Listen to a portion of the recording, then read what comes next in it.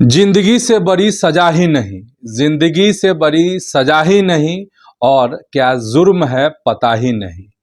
इतने हिस्सों में बट गया हूं मैं, इतने हिस्सों में बट गया हूं मैं, मेरे हिस्से में कुछ बचा ही नहीं। जिंदगी मौत तेरी मंजिल है, जिंदगी मौत तेरी मंजिल है, दूसरा कोई रास्ता ही नहीं। उपेंद्र कुशवाहा की पार्टी में बवाल है, बगावत की खबर आ रही है। तो आज सिर्फ और सिर्फ उपेंद्र कुशवाहा की बात। प्रणाम, मैं हूं चंदन झा और आप देख रहे हैं प्रत्यंचा। आखिर उपेंद्र कुशवाहा की पार्टी में किसने आग लगाई, क्यों बगावत हुई है, इसके पीछे के राज क्या हैं? तो राज में कहा जा रहा है कि इसके 3 फैक्टर हैं। 3 फैक्टर कौन कौन? तो बड़े नाम हैं। कौन बड़े नाम? तो जीतन राम मांझी। दूसरे फैक्टर में कहा जाता है नीतीश कुमार, और तीसरा कोई फैक्टर है तो वो है सम्राट चौधरी। चलिए ये फैक्टर आपको बाद में समझाएंगे। आखिर उपेंद्र कुशवाहा की पार्टी राष्ट्रीय लोक मोर्चा में हुआ क्या है, क्यों बगावत हो गई है, किसने बगावत कर दी है? तो पहले यह समझ लीजिए आप। देखिए, उपेंद्र कुशवाहा की पार्टी में बगावत की बात जो है नई नहीं है। जब से सरकार बनी और उन्होंने अपने पुत्र दीपक प्रकाश को मंत्री बनवाया, तब से ही बगावत की बू आ रही है। पिछले दिन एक तस्वीर उभरी थी और उस तस्वीर में यह दिखी थी कि बिहार विधानसभा के अध्यक्ष हैं प्रेम कुमार से मिलने गए थे उनके 3 विधायक। वैसे आप सभी जानते ही हैं कि उपेंद्र कुशवाहा की पार्टी बिहार में 6 सीटों पर एनडीए गठबंधन में चुनाव लड़ी थी। 4 सीटों पर उनकी पार्टी को जीत मिली, जिसमें माधव आनंद मधुबनी से चुनाव जीतते हैं, बाजपट्टी से रामेश्वर महतो चुनाव जीतते हैं, उपेंद्र कुशवाहा की जो पत्नी है वह चुनाव लड़ती हैं सासाराम से, स्नेहलता कुशवाहा, वहां से वह चुनाव जीतती हैं। और चौथे एक प्रत्याशी थे, कौन? तो आलोक कुमार सिंह दिनारा से चुनाव जीतते हैं। यानी 6 सीट पर चुनाव लड़े, जीते 4 पर। अब जब सरकार बनी तो उपेंद्र कुशवाहा ने अपने बेटे को मंत्री बनवा दिया। क्यों बनवाया, क्या हुआ, वह बात आप समझेंगे। लेकिन जो आज फिर से बगावत की बू आ रही है उसको जरा समझ लीजिए। देखिए, एक विधायक हैं, कौन? तो रामेश्वर महतो, बाजपट्टी से विधायक हैं। उन्होंने सोशल मीडिया पे कुछ ऐसा लिख दिया कि सनसनी, कहिए सियासी सनसनी जो है बिहार में फैल गई। और यह कहा गया कि देखिए, बहुत दिनों से जो चर्चा हो रही थी कि उपेंद्र कुशवाहा उनकी पार्टी रालोमो आरएलएम जो है बिखर जाएगी, विखंडन हो जाएगा, उसमें कुछ नहीं बचेगा उपेंद्र कुशवाहा को। तो उसकी वानगी जो है खुलेआम देखने को आज मिली इस सोशल मीडिया के पोस्ट से। इसमें रामेश्वर महतो लिखते हैं, जरा उसको समझिए। रामेश्वर महतो लिखते हैं उस पोस्ट में कि राजनीति में सफलता केवल भाषणों से नहीं बल्कि सच्ची नीयत और दृढ़ नीति से मिलती है। जब नेतृत्व की नीयत धुंधली हो जाए और नीतियां जनहित से अधिक स्वार्थ की दिशा में मुड़ने लगे, तब जनता को ज्यादा दिनों तक भ्रमित नहीं रखा जा सकता है। आज का नागरिक जागरूक है, वह हर कदम, हर निर्णय और हर इरादे को बारीकी से परखता है। यह लिखा है रामेश्वर महतो ने। इसी से लोग अंदाजा लगाने लगे कि यही बगावत की बू है, यही बगावत की शुरुआत है, आरंभ है, प्रारंभ है। यह हो गया। अब जरा उपेंद्र कुशवाहा दिल्ली में है, उन्होंने मीडिया के लोगों ने बातचीत करने की उनसे कोशिश की, तो उपेंद्र कुशवाहा ने कहा कि वह दिल्ली में है और दिल्ली में चूंकि संसद चल रहा है, शीतकालीन सत्र चल रहा है, तो उन्होंने कहा कि मुझे इस बात की कोई जानकारी नहीं है, यह उपेंद्र कुशवाहा ने कहा। लेकिन उनके पुत्र जो मंत्री हैं, वर्तमान में पंचायती राज मंत्री हैं, दीपक प्रकाश ने कहा कि यह घर की बात है, अगर ऐसा कुछ है तो घर में मिल बैठकर बात करनी चाहिए। कुल मिलाकर इसमें शब्द का अंतर हो सकता है, हम भाव की बात कर रहे थे कि इस तरह के बयान जो है सामने आए। अब है कि रामेश्वर महतो ने आखिर क्या कहा। पोस्ट के बाद भी उनके बयान आए हैं, पत्रकारों ने उनसे बातचीत करने की कोशिश की, तो मीडिया में जो उनकी बातचीत है जरा वह भी सुन लीजिए, समझ लीजिए। रामेश्वर महतो कहते हैं कि ये तो मैसेज भर है, सुधार नहीं हुआ तो आगे का निर्णय लिया जाएगा। पार्टी को कोई कार्यकर्ता और नेता बनाता है इसी के बहाने पार्टी चलती है, लेकिन जब मौका देने की बारी आए तो पार्टी बचाने का हवाला देकर केवल परिवार को आगे नहीं बढ़ाया जा सकता है। यह बयान है रामेश्वर महतो का। ये बात समझ गए, बगावत की बात हमने आपको बता दी क्यों हुआ है। अब जरा समझिए कि है कौन, बस एक दो लाइन में आपको बता देते हैं। देखिए, रामेश्वर महतो वो शख्स हैं जो उपेंद्र कुशवाहा का साथ दिया। पिछले साल नवंबर में आपको जदयू छोड़ करके, जदयू से एमएलसी भी रहे हैं रामेश्वर महतो, उपेंद्र कुशवाहा के साथ आए थे। और जब उन्होंने नीतीश कुमार का साथ छोड़ा था तो कहा था कि कुशवाहा समाज के जो नेता हैं उनके साथ अन्याय हो रहा है, और उपेंद्र कुशवाहा के साथ वह चले आए थे रामेश्वर महतो। तो ये हो गया। अब आपको हम ये बताना चाहते हैं कि है क्या ये बगावत सिर्फ मंत्री लोग नहीं बने, उनके 4 विधायक जीते, एक तो पत्नी ही जीती। सिर्फ यही कारण है क्या कि उपेंद्र कुशवाहा की पार्टी में बगावत हो रही है, या फिर उपेंद्र कुशवाहा इस भंवर में फंसे कैसे? उपेंद्र कुशवाहा जो परिवारवाद के आरोप उन पर लग रहे हैं, जो परिवारवाद को लेकर उन पर प्रश्न चिन्ह खड़े किए जा रहे हैं, तो इसके पीछे की वजह क्या है? कौन है दोषी इसके लिए? क्या ऐसे ही दिमाग में यह बात उपेंद्र कुशवाहा को यह बात चली आई और सीधे उन्होंने अपने बेटे को बना दिया मंत्री बिना किसी सदन का सदस्य होते हुए? तो देखिए, इसके पीछे जितनी मेरी समझ है और जो राजनीति की बात मैं समझता हूं वो मैं आपको बता रहा हूं। थोड़ा पीछे चलिए और याद कीजिए उस बयान को। किस बयान को? तो जीतन राम मांझी के बयान को, जो केंद्र में मंत्री हैं।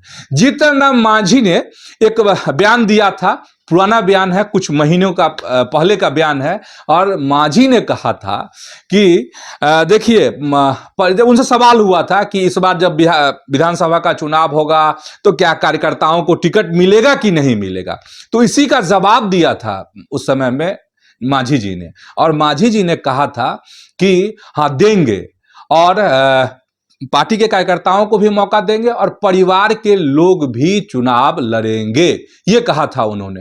और उसमें उन्होंने तर्क दिया था, जिसमें कहा था कि आखिर क्यों परिवार के लोगों को वह तरजीह देते हैं। और उन्होंने तर्क के माध्यम से बताया था कि इसलिए देते हैं कि अगर दूसरे लोग पार्टी से भाग भी जाएं, पाला बदल भी ले, तो अगर अपने परिवार के लोग रहेंगे तो वो भागेंगे तो नहीं। तो ऐसे में पार्टी की फजीहत नहीं होगी, पार्टी टूट नहीं पाएगी। ये जीतन राम मांझी के माइंड की बात थी, ये उनका तर्क था। और उसको अप्लाई किसने कर दिया? तो उपेंद्र कुशवाहा ने। और उपेंद्र कुशवाहा ने इसको लेकर तर्क भी दिया। यही तर्क था उपेंद्र कुशवाहा का। जब अपने बेटे को उन्होंने मंत्री के तौर पे पेश किया था, शपथ दिलवाई थी, तब उन्होंने ये कहा था। तो ये बात कहां से आई है? तो जीतन राम मांझी का ये आइडिया था, जिसका जीतन राम मांझी तो पहले से इंप्लीमेंट कर रहे हैं, तो उनके लिए, उनकी पार्टी के लिए, उनके लिए कुछ कहना ही नहीं है। लेकिन उपेंद्र कुशवाहा को यह महंगा पड़ गया। और कैसे महंगा पड़ गया है, इसकी वानगी है रामेश्वर महतो की बगावत। तो ये एक फैक्टर हो गया जीतन राम मांझी। अब दूसरा फैक्टर है नीतीश कुमार। तो क्या यह जो सियासी आग लगी है उपेंद्र कुशवाहा के घर में, उसमें नीतीश कुमार का भी हाथ है? तो क्यों नहीं हो सकता हाथ? सियासत है ना। कई बार उपेंद्र कुशवाहा नीतीश के करीब गए, दूर हुए, तो क्या इस बात से नीतीश कुमार को चिढ़ नहीं होगी? क्या नीतीश कुमार इन सब चीजों को सिर्फ इग्नोर ही करते होंगे? नहीं, ऐसा नहीं है। देखिए, नीतीश कुमार एक ऐसे राजनीतिज्ञ हैं, जब वक्त आता है तो वो ऐसा वार करते हैं कि जो शिकारी होता है वो धराशायी हो जाता है, उसके लिए कोई रास्ता नहीं बचता है। तो आप समझ जाइए। और हम समझाना इसलिए भी चाह रहे हैं कि जिस तरीके से पिछले दिनों AIMIM मतलब ओवैसी की पार्टी के विधायकों की मुलाकात हुई थी, और जो खबरें चलने लगी कि नीतीश कुमार अपना कुनबा बड़ा करना चाहते हैं। अभी जो स्थिति है, नीतीश कुमार की जो पार्टी है जदयू, वह बिहार में दूसरे नंबर की पार्टी है। नीतीश कुमार कम से कम बराबर की पार्टी बनाना चाहते हैं, और उससे भी आगे अगर कह लीजिए उनके मन में कुछ सपना पल रहा है अब, तो वह है कि बिहार की सबसे बड़ी पार्टी, अभी बिहार की सबसे बड़ी पार्टी कोई है तो वह है भाजपा, बीजेपी। तो नीतीश कुमार जो है, उनके विधायक जो हैं 85 विधायक जीत कर आए हैं सदन में, जबकि भाजपा के 89 विधायक हैं, तो उससे आगे बढ़ना चाहते हैं। अगर सही निशाना नीतीश कुमार का लग गया तो नीतीश अपनी पार्टी का कुनबा बढ़ाने में सफल हो सकते हैं। कैसे?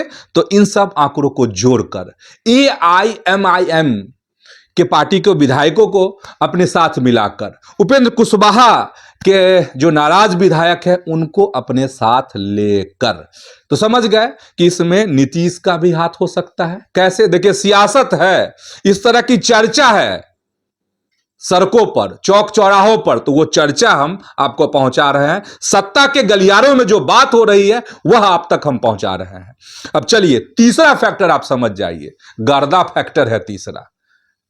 बिहार में अभी गर्दा चला था ना भाई, तौलिया हिला करके प्रधानमंत्री हिला रहे थे ना तौलिया। कभी तौलिया हिलाते देखे थे कहीं पर मोदी जी का? क्रीच जो है नरेंद्र मोदी का टूटता नहीं है। टूटता है क्या? अपना ड्रेसिंग सेंस है। हम उनके ड्रेसिंग सेंस पर सवाल नहीं उठा रहे हैं, उनके ड्रेसिंग सेंस को की तो तारीफ होती है दुनिया भर में। और विपक्ष के नेता जो है चुटकी लेते दम भरते रहते हैं कि मोदी का देखिए हर 10 मिनट पे ये ड्रेस वो ड्रेस, ये है ना बात। तो मोदी अगर गमछा हिलाए थे और गर्दा उड़ाए थे, तो चलिए गर्दा की कभी बात करेंगे, लेकिन तीसरी नजर अगर कहीं किसी की है और सत्ता के गलियारों में अगर चर्चा हो रही है तो सम्राट चौधरी की चर्चा हो रही है कि सम्राट चौधरी घर फोड़ रहे हैं। भाई सम्राट चौधरी का मतलब क्या है? सम्राट चौधरी का मतलब है भाजपा, बिहार बीजेपी। क्योंकि आप जान ही रहे हैं कि सम्राट चौधरी का कद जो है बड़ा है, पहले से भी और बड़ा हो गया है, तो इसीलिए सम्राट चौधरी को यहां प्रतीकात्मक माना जाए। स्टार में इस बात को लगा लीजिएगा, प्रतीकात्मक है यहां पे सम्राट चौधरी।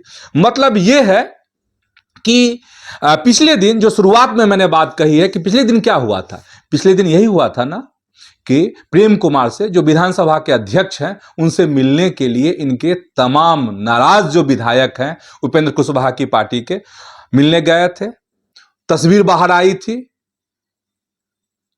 इसका मतलब क्या होता है? इसका मतलब यह होता है कि उपेंद्र कुशवाहा की पार्टी पर, उनके विधायकों पर नजर सिर्फ नीतीश कुमार की ही नहीं है, भाजपा की भी है, सम्राट चौधरी की भी है। समझ गए ना? और भाजपा की कोशिश यह भी है कि आंख दिखाते रहना है। किसको? तो उपेंद्र कुशवाहा को। ठीक ना? समझ गए? और किस लिए आंख दिखाना है? क्योंकि जो सियासी दांव उपेंद्र कुशवाहा ने चला पिछले दिन, मतलब जीते हुए तमाम विधायकों को दरकिनार करते हुए अपने बेटे को सीधे मंत्री बनवा देना, कहा जाता है यही कि बहुत बड़ी सियासी चाल है उपेंद्र कुशवाहा की। और चाल यही है, एक लाइन में बताते हैं कि कहीं भाजपा जो वादा की थी चुनाव के समय में, सीट सिर्फ 6 सीट दे करके, और कही थी कि आपकी पार्टी से एक MLC आपकी पार्टी को भी मिलेगा, तो उपेंद्र कुशवाहा ने ऐसी चाल चली, ऐसा वार किया कि कहीं से भी NDA भाजपा जदयू जो है इससे मुकरे नहीं।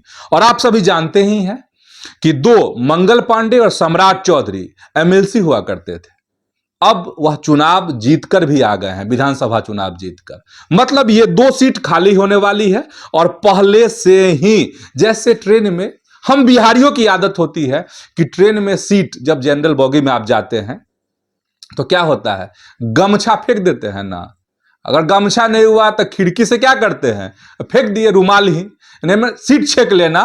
तो सीट जो है छेक ली किसने? तो उपेंद्र कुशवाहा ने। तो इसको कहा जाता है कि ये बड़ा सियासी दांव था कुशवाहा जी का। ठीक है, और उपेंद्र कुशवाहा की सियासत को समझिए, उपेंद्र कुशवाहा के मिजाज को आपको समझना पड़ेगा। उपेंद्र कुशवाहा का मतलब क्या है? देखिए, उपेंद्र कुशवाहा का मतलब है सादगी, सौम्य। उपेंद्र कुशवाहा का मतलब है जिद, स्वाभिमानी। और उपेंद्र कुशवाहा का मतलब यह भी है सोच और दूरदृष्टि। यह भी समझ लीजिए। भले उपेंद्र कुशवाहा की पार्टी अभी हिचकोले खा रही हो, लेकिन उपेंद्र कुशवाहा एक ऐसे नेता हैं, अगर मौका मिले तो बहुत कुछ कर सकते हैं। हालांकि जो स्वाभिमान की बात होती है, और कोई भी आदमी हो जो स्वाभिमानी होता है, उसको बहुत सारी परेशानियों का सामना करना पड़ता है। और मुझे लगता है कि आने वाला जो वक्त है वो उपेंद्र कुशवाहा का है, और इसको एनडीए के तमाम दल भली भांति समझते हैं। और मुझे उम्मीद यह भी है कि ये एक बड़े झंझावात के रूप में आरएलएम के पास सामने खड़ी है, और इससे दो चार हाथ कर रहे हैं उपेंद्र कुशवाहा। इससे निकलेंगे और निखरेंगे उपेंद्र कुशवाहा। तो चलिए, फिलहाल आज के इस वीडियो में इतना ही। लेकिन आप सबों से एक अपील, अनुनय, विनय, आग्रह कि आप अपनी प्रत्यंचा, और चैनल आपका है ये, आप इसको जरूर सब्सक्राइब कीजिए। खबर अच्छी लगी हो, वीडियो अच्छा लगा हो तो इसको आप शेयर जरूर कीजिए। धन्यवाद, प्रणाम।